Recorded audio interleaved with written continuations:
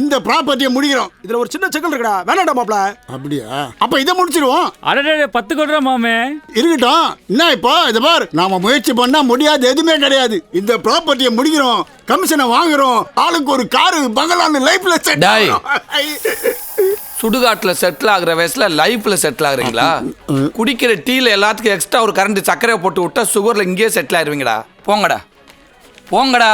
டேய் டேய், கிளாஸ் வச்சுட்டு போங்கடா.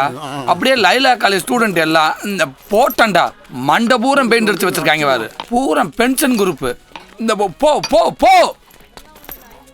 டேய் என்னடா லுக்கு? இந்த போடா வீட்டுக்கு. சரிப்பா போறேன்ப்பா. உன்னை எங்காவது முக்கு சந்தில பார்த்து. என்ன தம்பி பார்க்கறது உங்க அப்பா வயசு இருக்க மாட்டிருக்கு, அவரை போய் அவனே வேணும்னு பேசிட்டு இருக்க? என் அப்பா வயசு இல்லை சார், என் அப்பனே அவன்தான். இதே விளையாட்ட காலமுறை வீட்டுக்கு டீ கடைக்கு தெரியுறாங்க. பிக்கல் எப்படி கொல்லணும். லைஃப்ல அவன் ஒழுங்கா வேலைக்கு போயிருந்தா இன்னைக்கு நான் ஏன் கஷ்டப்பட்டுக்கிட்டு இருக்கேன். அவனை வெளி